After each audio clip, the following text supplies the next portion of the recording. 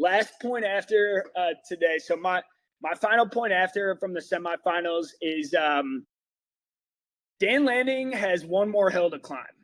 He has his final hill to climb, but it's a big one. And it's I don't know if it's possible if he can do it yet. He's got to show it still. He's got to prove it. I'm a big Dan Lanning fan as much as anybody in the country. He's my favorite coach. I've always said if I could play for one coach in the country, it would be Dan Lanning. I just love the way he rallies his guys. I love the way he treats his players, total players coach. The ultimate motivator, just gets guys ready to run through a brick wall. So I love that about Lanning, and I love the culture he's built there in Eugene. And I think they're just getting started. They were so close last year, obviously. Oregon was who I picked in 2024. That last year with Dylan Gabriel, that was my national champion. We obviously saw what happened in the Ohio State game. But that's 2 years now ending in big blowouts in the playoffs. So back-to-back years ending in, I believe, plus like 25-point blowouts. I don't remember the final score of the Ohio State game, but it was over before halftime. I mean, it was 35-0, and then obviously they put some points on the board in garbage time. I think it ended up being like 20-40 something. But last night was, unacceptable if you're an Oregon Duck fan, and you can't get blown out like that. And 56-22 is just, game was over before, like on the first play, like we said, and that's just, can't have that. Got to keep your composure out there. You can't have the turnovers. There's just some silly mistakes at their own goal line, just backed up. The 2 fumbles from Dante Moore just backed up in their own goal line. So can't have that, but still another level to reach for Dan Lanning and this team. Super young team. They got a lot of talent coming back. I'm confident they're going to be just as good next year. Be back in the picture next year. But this is a question now for Dan Lanning after back-to-back years ending in blowouts in the college football playoff.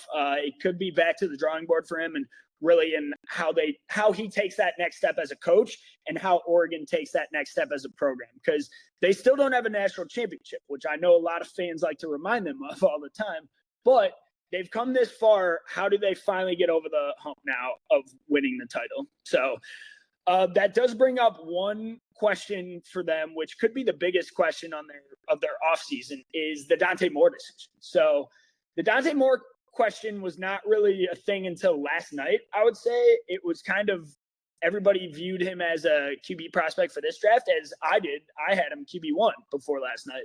I would still have him QB2 now. I want to say I'm not bailing on the kid after one game against the best team in the country. We're not doing that. I thought he still made enough throws and showed enough poise and promise after throughout the 4 quarters that he'll be fine, because it's a tough task to throw a pick 6 and then really get your emotions right and get your head straight after that. Tough game for Dante Moore. I believe he had like a 47 PFF grade. Obviously you never want to start with a pick 6 on the first play, but thought he really held strong in there. Did all right throughout the course of the game. Obviously, playing from behind, he was throwing a lot, so threw for a lot of yards. Not crazy impressive there, but just looked slow and indecisive in his decision-making all night.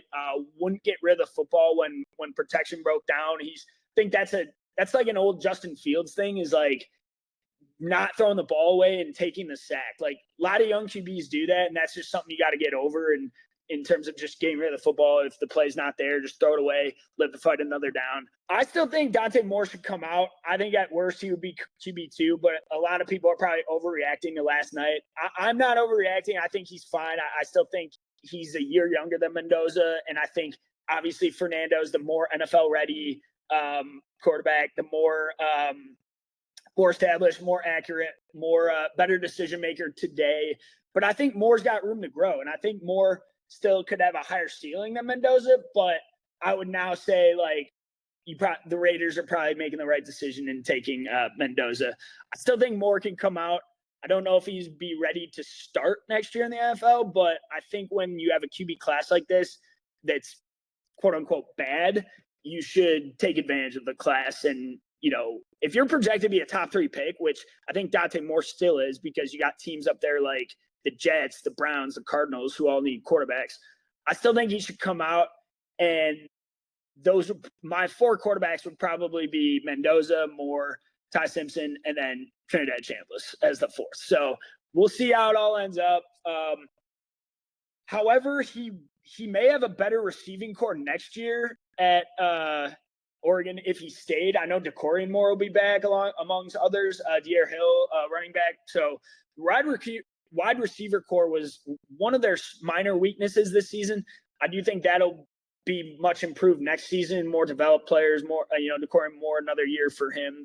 He'll be a true sophomore. So it will be an interesting decision for Dante Moore and his family on what they ultimately want to do. I would probably argue if your goal is to, be a franchise QB in the NFL and make it in the pros, you probably want to come out now. This is probably your best opportunity to. But I do understand if a kid wants to win a national championship for his universities. I wouldn't discredit him if he came back and wanted to do that as well and develop even further for next year's draft. Next year's quarterback class is shaping out to be a lot better and deeper than this one. So we'll see what he does. But yeah, there you go. Those are my 4 points after for the 2 semifinal games.